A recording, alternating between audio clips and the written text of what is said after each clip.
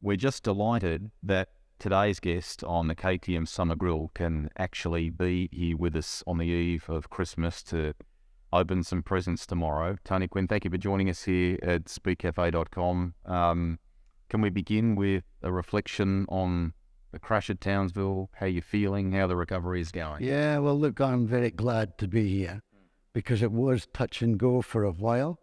I was totally unaware of the seriousness of it, but basically my left side was a write-off. If I was a car, I would be written off. And they worked hard to repair me, and I've done a great job of recovery.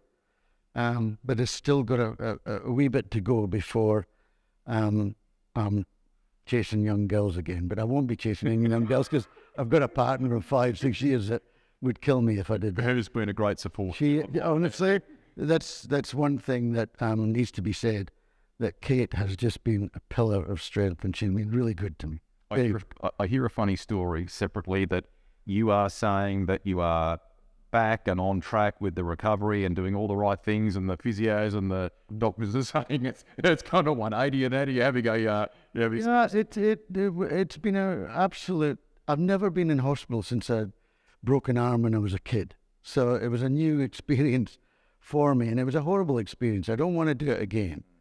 So I'm going to stay away from any sort of dangerous activities, except racing slower cars. I won't race as fast cars anymore. I'm done with that. But I want to keep racing because it's what I enjoy doing. Cool. Yeah. You've hinted at something there. Is that, have you got a kind of car? Have you got a time frame? So in New Zealand over the summer, this summer coming, I'm going to be joining Grant Aitken and racing his GD4 Porsche. Fantastic. So I want to see what that feels like and how it goes and how slow I am. And we'll see what happens next year. He's been a great supporter of Highlands and Grant and I, he was over here a couple of weeks ago and we had a fantastic couple of days together. We're just best buddies, and it's so enjoyable to be with Grant. And, he's an entrepreneur as well. So the two of us get together and we hatch some crazy plans, which Josie, my CEO in Highlands, is scared of all the time. So, no, it's good. I have a great life and some great buddies. Can we talk about the fact that you, as is your way, are endeavouring to do something positive out of a negative? From the crash, you have embarked on the Tighten Your Belts campaign. What is this about? And you're making some good noise about this. Yeah, I think if you can class me as a village idiot and use me as a village idiot, I think it's something that we need to do. And particularly when I do rallies, I can see, let's just say, middle-aged men that do not tighten their belts enough at all.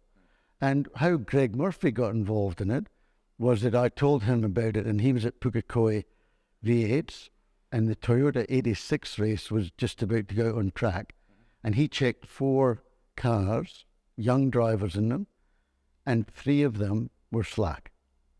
And they said, well, nobody's told us how tight they need to be. Everybody assumes that everybody knows how tight they need to be, but tight enough is not tight enough. No. Yeah, so Greg's got on board, and he's far better. He's got far more credibility than me, and it's going well. In fact, I had a phone call last week from a rally driver called KC, who's from Mackay, quite a great character, and he phoned me up and used some expletives and said, hey, you saved me life. And I said, what do you mean? He said, I just had a big crash in New Zealand in the Silver Fern Rally. Really?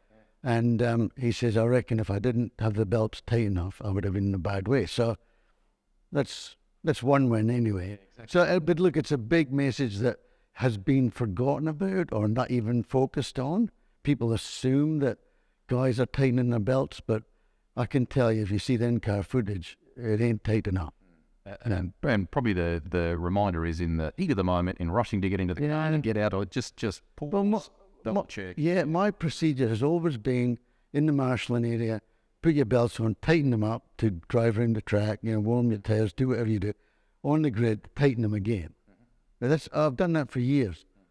But I'm here to tell you, you actually have to stand on them to make them tight and breathe. I remember when we used to race with Beardo in foreign countries and stuff, and you jump in the car after Beardo, and the belts were like he really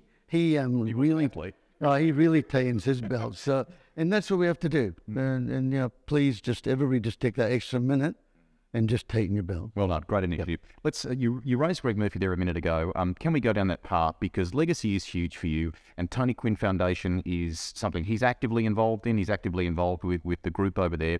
But Foundation is doing some really cool things at the moment to support, unearth, and help young racers on the path. Well done. Yeah, particularly in New Zealand. I mean, that's where my legacy will be. And people say, why don't you do it in Australia? Well, I just think New Zealand's a better place for me to do it. But I have... It's a personal thing, isn't it? Yeah, absolutely. And you know, like, I've always been a sole trader, if you like. I've always been the dictator, and I don't want partners. I don't want shareholders. I don't need any of that. So this is kind of the first time that I've actually been involved with a group of people. And I have to tell you, we have all thoroughly enjoyed the journey the past couple I think we've donated or given away over $500,000 so far. And that will continue on after I'm dead and gone. So I'm setting up the foundation so that after I'm gone, the tracks in New Zealand and the New Zealand Foundation will just carry on. I'm glad you used tracks. Let's go there too. I mean, you acquired the Kiwis say Taupo to Snaupo, to many Aussies.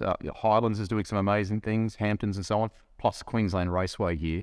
What beyond fixing the dunnies at Queensland? How's all that going, and what's next in the pipeline there? Look, I treat them as my farms.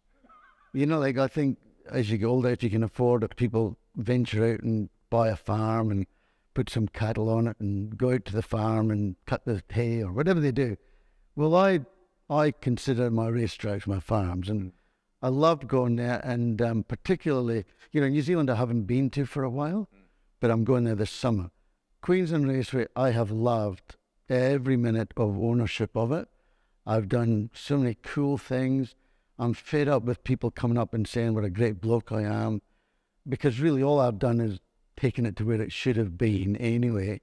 But I thoroughly enjoy it, and right now we're building a go-kart track for hired go-karts. We've done the burnout pad. We're not extending the track because that's an impossibility engineering-wise, but we're putting in another crossover with a bit of a elevation. Yeah, mainly, to be honest, for the slower cars and the motorbikes, to give them a bit more of a challenge, because the long run down to turn 3 and then the long run back up to 4 is kind of not necessary when you've got a slower car. Yeah, so that's what we're doing, and I don't think we'll stop there. I think there'll be more things to do, and I want to focus more on the business side of it this year. I mean, clearly we're not getting the V8s, and you know, that's another story that I don't mind touching on, but so we have to focus on the other guys that come. I mean, the track's busy all the time, basically, and the drifters are very important. They're, you know, a lot of them are just hoons, but we'd like to see them become drifters. If they're willing to put in the effort, I think they can become drifters. But the drifting community is very strong there. The motorbike fraternity is excellent, and they honestly are a great bunch of guys. They really are a pleasure to deal with. And of course, you've got the cars and stuff like that. And we even, I mean, in September, there was 5,000 campers there for the Country Music Festival. So it's quite diverse, the whole thing. We've got marriage proposals going on. We've got all sorts of things happening. And it's just thoroughly enjoyable. And yeah, it's been a great journey for me. As is your way, they'll end up multi-purpose venues, but with a heartland of motor racing, I know. Can we touch on a couple of things to finish if we can? You mentioned about going there a minute ago. I mean, in relation to Supercars, many factors in why they aren't going to New Zealand next year. Is there, you know, can there be a resolution? Will Hampton Downs be a custodian at some point? What can you tell us there? I think, this is my personal view, and I'm going to get blown up or whatever, but, I think that the race, or whatever they call themselves nowadays, they've got a few things to think about for the future. They're restricted to 12 rounds at this time, but I think that can be negotiated around. New Zealand is so important. There's thirsty for it. It's just crazy to even, not go there. But they can't go there in August. That's just stupid. They need to rearrange the calendar. They should no longer be air freighting the cars there. There's no need to air freight the cars. I mean, if you plan well ahead, you can sea freight them, organise them, sea freight them back home. There's no issue with that at all. So that would save them $1 million a year. So there's a lot of things that they can do. I mean, they go to Tasmania. They got across the water to go to Tasmania. There's 400,000 people in Tasmania, and it's a good round. I love Tasmania. But to be fair, New Zealand commercially is probably far more important to them. So I think they have to, I'm not here to tell them what to do, but I think they have to look at their future business commercially. You've walked in with your Triple Eight shirt on today. How's all that going? And we're about to embark on in the new year. Brand new cars, new chapter for the sport. Tell us what that's been like. Triple Eight has been one of my delights, honestly. Usually when I buy into a business, I have to fix it and then prepare it for sale or whatever it is I have to do. But Triple Eight, I mean, Roland has left such a fantastic legacy, culture. The whole team is such a, you can see it in pit lane, they're just such an oiled machine. Jamie's done a great job this year. The team couldn't do anything more. There's nothing else to win. We've won everything. Dunlop 2, drivers, teams, Bathurst, we've won everything. So I don't think the team can do any better. We can repeat it. And can I just share with you, if it's not common knowledge, that there is no other team up and down pit lane that has contributed so much free of charge to the Gen 3 project. We are the guys that have drawn every engineering drawing for it so people can make the parts to do the thing. Triple Eight have done that, but we're not going to get paid for it. But we've done that through this year, and it's been a huge distraction to Jamie and the team and everything else. And so next year, we're not going to be doing the same amount of work. So look out. Okay. We're going to focus on racing next year. So, and who knows what the Gen 3 is going to be, but the good thing is that it's going to be the same for everybody. So there's no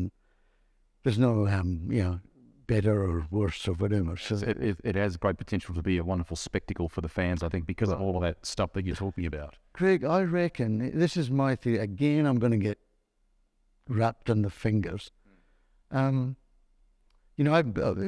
We've been involved with V8s for a long time. And, I can remember Tony Cochrane, who was a great leader, dictator, but love him or hate him, he was and he was a blue sky guy. He would, positivity, this is what we're doing, this is what we're going, follow me, don't argue with me, this is what we're doing. And he built up a fantastic business with a fantastic public perception, the whole thing. Sold it for a fortune, that's what you do in business. Along comes a few guys, but then James Warburton comes along. He was equally as good a salesman and a spruiker, and he was a positive guy, this, that, and the next thing. So that was good for the sport. Sean Seymour comes along. There was a few guys in between, but Sean comes along. Love him or hate him. Good guy, good salesman. Put it out there. This is what we're doing. This is how we're going to do it. It was all positive. And when you're the leader of a business, it's got to be positive. It's got to be this build-up. And the thing that I've noticed is that this year, and I'm talking commercially, not from a sport point of view, but commercially, there hasn't been anybody that stood up there and spruiked the business this year. It's all been, in my opinion, a little bit negative. I mean, the calendar was a long time coming out without explanation. There hasn't been a lot of communication amongst the whole group. The Gen 3 thing, increased in budget. You know, the whole thing has been, I think we could have done a better job of selling the sizzle. The sausage is the sausage, but we could have done a better job. You could have done a better job of selling the sizzle, mate. No, I couldn't. But no, I just think, you know, commercially, those are the things that I see with the business. I got into V8 Teamland because I could see, well, so... Was that race calling you? Yeah, probably. At the slow, I got, and that's, to be honest, I don't really care what they say or think. I've got my opinion, and whether it's right or wrong, I don't know. But yeah, that's the thing that kind of, I got into the business to, because the costs were going to decrease, and the income was going to stay the same, basically, or increase, whatever. So you have that decrease in cost, increase in income. It's not a bad business, right? So that was the reason that I got into the Triple Eight business. But they might counter-argue you that the business landscape I'm sure they will, but they might argue that the business landscape in Supercars has changed. It's different. Maybe you've got to go about it differently. I think what you're saying is that a strong outward leader conveying this stuff, right or wrong, come with us on this journey. This is where we're going. That's what I think that's what's been lacking. Okay. To be honest, everybody's had an opinion, and there's been, in my opinion, too many people having an opinion. Okay. And look at the amount of times the cars have changed, you know, the different things. I mean, so long as the cars are the same for everybody, it's the same game. You know, we'll never satisfy everybody, but I think we could have saved a fair bit of money and time had we said, this is what we've got. Written, spoken, and authorised by Tony Quinn, I should point out. Actually, can we finish with a fun one? Let's finish with a fun one, because you're going to New Zealand and Ryder is racing. Are you excited about that? Another generation of racers. I'm the proudest grandfather in Sanctuary Cove right now, I think. He has surprised me, genuinely surprised me, with his, I mean, he only started racing a couple of years ago, did the Queensland Formula Ford, National Formula Ford, and now he's, like, the thing that got me about a month ago, we were at Bathurst doing the Mustang, and he was like 4 seconds or something in front of George Madeki, which I can't even still work out. And he came off the track and said, I know where I can improve. And I thought, you know, he's purple across the top. It's like, wow. Anyway, I'm going to say that he's going to be a name in the future. He's not going to race for Triple Eight or anything, but he wants to go to America, to be perfectly honest. If he does well in TRS in New Zealand, his dream is to go to America and race in America. Time's going to beat us here. Have you been naughty or nice? Is Santa coming your way tomorrow? Come on. I've had an interesting year, but I think at the end of the day, I've contributed. You have? Yeah, so if you contribute in life, you deserve something from Santa. Under the tree. We hope it's under the tree for you tomorrow morning. Thank you for stopping by and talking to us. We're just bloody glad that you're here. Tighten your belts, racers, if you are. You know, doing a bit of that over the summer period. And well done on everything you're doing with the Tony Quinn Foundation. We hope 2023 is a great year for you.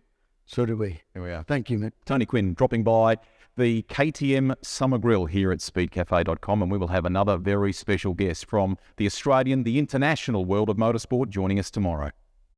As a part of this year's Summer Grill, our great partner in KTM each week has a special prize pack to give away, which includes a stool, a stubby holder, and a KTM hat. Very cool additions for your man cave, your garage, or just for around the barbecue.